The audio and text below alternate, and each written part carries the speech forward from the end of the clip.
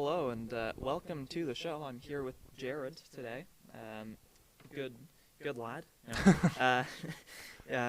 I hear you play some video games. What's the most recent game you've played? Most recently, I was playing a little bit of Baldur's Gate 3. Oh yeah. I've been super excited for that game. I haven't had a lot of time, unfortunately, with like school and stuff to like play it. But it was like playing in early access.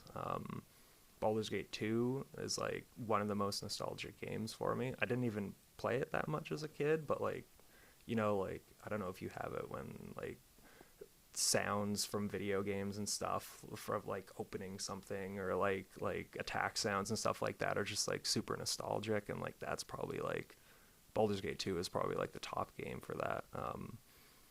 Right. Yeah.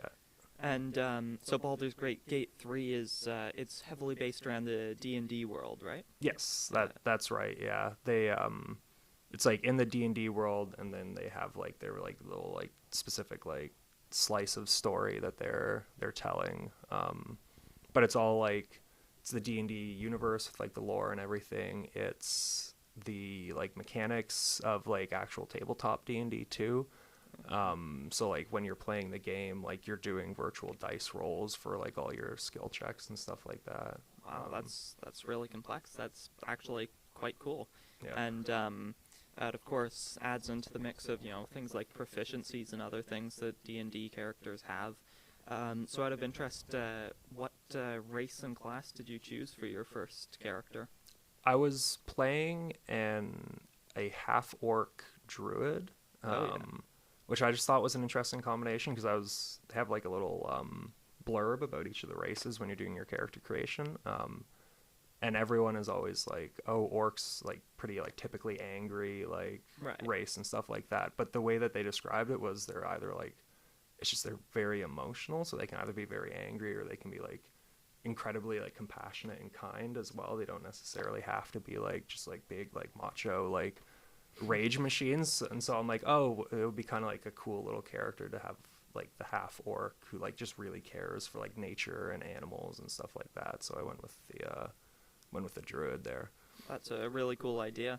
And yeah, I mean, I haven't played Baldur's Gate 3 personally, but I really want to.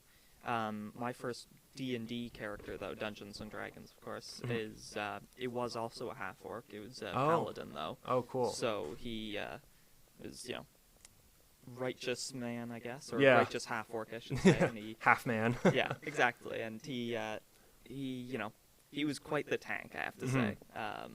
Yeah, bump up that constitution. Yeah, exactly. And beefy strength score as well. So, but yeah, and I suppose a druid is a druid considered a half caster or just a caster? I think a half caster. I'm not 100% sure, but obviously they have like a bunch of spells they can do. They have like their shape shifting and stuff like that. Like Right. you can talk to animals and stuff like that, which is really useful. Of course. Is there any particular animal you liked to shapeshift into the most in Baldur's Gate 3? Were there sort of significant restrictions on that in the game? So I don't necessarily have a favorite. They basically just give you, I think it's 5 that you can shapeshift into. So you can do like a bear, you can do a wolf, you can do a spider. And I would never do a spider because I hate spiders. Yeah, neither would I. Yeah, I don't like how many legs they have. Yeah, And it's like a bit too many. Too many eyes as well. too many legs, too many eyes. Don't like their fat abdomens. Like it's just unsettling little creatures. It is, yeah. I used to be really scared of spiders like when I was growing up, and I'm like not like scared like that anymore, but they do still bother me. Like if you're just Yeah. a small little spider, I'm probably won't squish you. You're just kind of doing your own thing, but like I don't think I would survive in Australia for very long or I anywhere with certainly like wouldn't. But then, when you get to Australia, I'm not afraid of snakes, but I think I'm afraid of the Australian ones. Those, Australia is infamous for their spiders and snakes, so Australia seems like a dangerous place, Yeah. honestly. It's pretty cool, honestly. It's got some amazing places, great culture as well, but yeah, I don't think I could manage with the snakes and spiders. But I think we're running out of time here. So it was great talking to you, Jared. Yeah, my pleasure. And yeah, I think that's everything for today.